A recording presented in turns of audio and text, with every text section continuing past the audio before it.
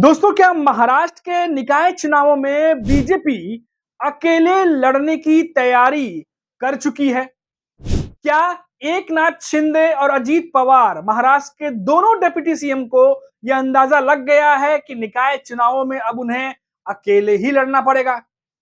क्या इस बार की सिचुएशन पूरी तरीके से बदलने वाली है? क्योंकि लोकसभा चुनाव और विधानसभा चुनाव में बीजेपी के साथ ये दोनों ही दल लड़े थे, लेकिन महाराष्ट्र में होने वाले निकाय चुनावों में क्या पूरी तस्वीर बदलने जा रही है? क्या बीजेपी इस बार अपने सहयोगियों को साथ लेकर नहीं लड़ेगी? बहुत बड़ी और बहुत ही जबरदस्त तरीके से इस बात को लेकर के महाराष्ट्र की सियासत में हलचल बढ़ी हुई है, क्योंकि एकनाथ शिंदे जब से अमित शाह के साथ उनकी मुलाकात हुई है, उसके बाद बहुत सारी खबरें आ रही है। डिटेल से आपको इस वीडियो में बताएंगे। नमस्कार दोस्तों, मेरा नाम है मनीष कुमार सिंह और आप देख रहे हैं 4PM महाराष्ट्र। दोस्तों, लगातार लोकसभा चुनाव विधानसभा चुनावों के बाद से ये अटकलें लगाई जा रही थी कि बीजेपी निकाय चुनावों में या महाराष्ट्र के जो बाकी के लोकल बॉडी के चुनाव हैं, क्या उनमें अकेले लड़ने जा रही है? और बीजेपी अकेले क्यों लड़ने जा रही है? सबसे बड़ी बात तो ये है कि अगर ऐसा होता है तो क्यों बीजेपी ये सोचने पे विचार कर रही है कि इस बार निकाय चुनाव में अकेले लड़ा जाए। अब देखिए दोस्तों, इसके लिए थोड़ा सा हमें पीछे जाना पड़ेगा। अगर आपको याद हो तो जब साल 2018-17 के करीब मैं बात कर रहा हूं, 17 के करीब में, जब उस समय, क्योंकि अभी तो पिछले 3 साढ़े 3 साल से चुनाव हो जाने चाहिए थे पर पेंडिंग है, तो काफी समय पहले चुनाव हुए थे महाराष्ट्र में। उसके बाद 3 साढ़े 3 साल पहले ही ये चुनाव हो जाने चाहिए थे, लेकिन ये चुनाव नहीं हुए और पेंडिंग पड़े हुए हैं लगातार। ये तो सुप्रीम कोर्ट ने ऑर्डर दिया कि 4 महीने के भीतर भीतर ये जितने भी चुनाव हैं, निकाय चुनाव, इन सबको करवाइए। अब इसकी तैयारी जो है वो शुरू कर दी गई। और आपको याद होगा कि जब बीजेपी और उद्धव ठाकरे, ये दोनों की पार्टियां, यानी बीजेपी और उद्धव ठाकरे की शिवसेना, जो उस समय विभाजित नहीं थी, इन दोनों ने जब निकाय चुनाव, बीएमसी चुनाव लड़ा था, तो उस दौरान उद्धव ठाकरे से मात्र 2 सीटें ही कम बीजेपी के पास आई थी। लेकिन उस समय काफी कुछ भीतर भीतर खेल हुआ और हालांकि बाद में उद्धव ठाकरे के पास ही जो बीएमसी का जो पद होता है वो गया। लेकिन शायद उस समय बीजेपी ने ये सोचा कि अगर अभी ये अगर उद्धव ठाकरे को दे देते हैं तो आगे चलकर जो विधानसभा चुनाव होने वाले हैं उसमें फिर अपनी दावेदारी की जा सकती है। लेकिन आपने देखा कि 2019 में फिर क्या हुआ। जैसे ही बीजेपी ने अपना सीएम बनाया, उद्धव ठाकरे ने समर्थन वापस लिया और फिर उद्धव ठाकरे ने कैसे शरद पवार की एनसीपी और कांग्रेस के साथ मिलकर सरकार बना ली, और उसके बाद जो कुछ भी हुआ वो आपको याद है। फिर शिवसेना 2 हिस्सों में टूटी, एकनाथ शिंदे कई सारे विधायकों के साथ में और पार्षदों के साथ में बीजेपी के साथ चले आए।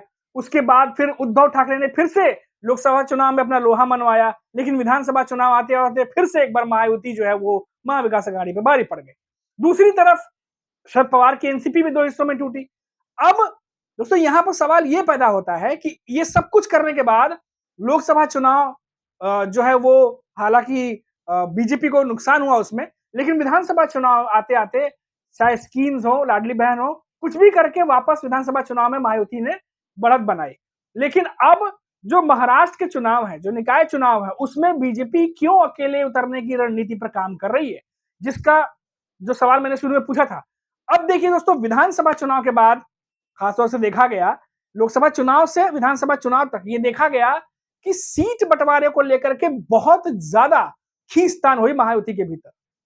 और कई बार तो इतना लेट डिसीजन आया कि उम्मीदवारों को मौका तक नहीं मिला कैंपेन करने का। ये शिकायतें भी आई थी लोकसभा चुनाव के बाद।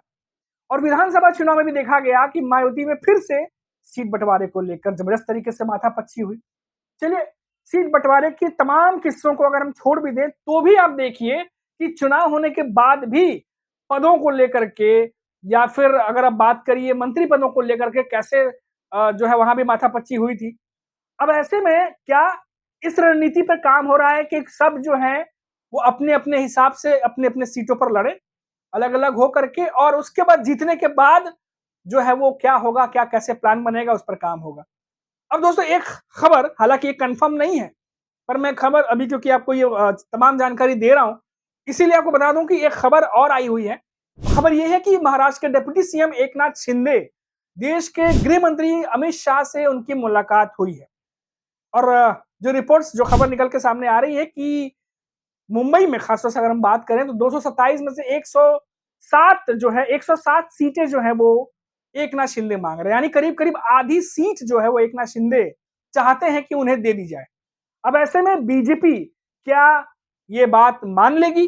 विधानसभा चुनाव में भी आपने देखा था कि कैसे 288 सीटों पर किस तरीके से तीनों पार्टियों के बीच में खींचतान मची थी और बताया जा रहा था कि जो एकनाथ शिंदे हैं वो 100 सीटों पर जो है अपनी बात कह करके वो अड़े हुए थे। लेकिन कैसे-कैसे बाद में आप देखें कि कैसे बीजेपी 150 सीटों पर लड़ी, एकनाथ शिंदे की सीटें घटाई गई, अजित पवार की सीटें घटाई गई। अजित पवार की एनसीपी भी आपको याद होगा 90 सीटें की डिमांड कर रही थी।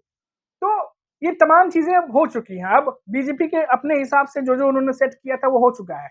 अब यहाँ पर बीजेपी की रणनीति ये है कि फुल फ्लैश उतरा जाए, पूरे ताकत के साथ उतरा जाए और क्योंकि विधानसभा चुनाव के दौरान ही ये खबर आनी शुरू हो गई थी कि बीजेपी इस रणनीति पर काम कर रही है, उनके रणनीतिकार, यहाँ तक कि आरएसएस की तरफ से भी ये खबर आई थी कि वो भी यही चाहते हैं कि बीजेपी निकाय चुनाव में अकेले उतरे। अब ये तमाम चीजों को देखते हुए क्योंकि देवेंद्र फडणवीस का एक बयान मुझे याद आ रहा अभी, उन्होंने कहा था कि हम तो वैसे साथ हैं, पर अगर किसी वजह से हमें अलग-अलग लड़ना भी पड़ा तो आपसी सामंजस्य बिठा करके हम लड़ लेंगे। कुछ ऐसी ही मिलती-जुलती बात उन्होंने कही थी। तो वहाँ भी ऐसा लगा कि क्या देवेंद्र फडणवीस भी कहीं न कहीं दूसरा ऑप्शन के बारे में सोच रहे हैं? क्योंकि पार्टी के बड़े-बड़े जो नेता हैं, वो इतनी आसानी से मीडिया में बयान देकर कुछ भी बातें जो हैं वो डिस्क्लोज़ नहीं कर सकते। लेकिन जो खबरें आती हैं मीटिंग्स के बाद, जो सोर्सेज़ की वजह से खबर आती है, उनमें से बहुत सारी बातें सही भी निकलती हैं। इसीलिए अभी ये कहना कि बीजेपी अकेले लड़ेगी या एकनाथ शिंदे अकेले लड़ेंगे, अजित पवार अकेले लड़ेंगे, ये कहना अभी कन्फर्म तो नहीं होगा, लेकिन जो खबरें आ रही हैं, उसके मुताबिक इशारा तो इसी ओर जा रहा है। अभी के लिए इतना ही, आप देखते रहिए 4 पीएम महाराष्ट्र, क्योंकि हमारी नज़र लगातार महाराष्ट्र की सियासत में बनी हुई है और जैसे ही बड़ी खबर आएगी, जैसे ही कोई ऐसी खबर आएगी जिसको आपको जानना चाहिए, हम आपके पास लेकर के आएँगे। चैनल को सब्सक्राइब कर दीजिए। नमस्कार।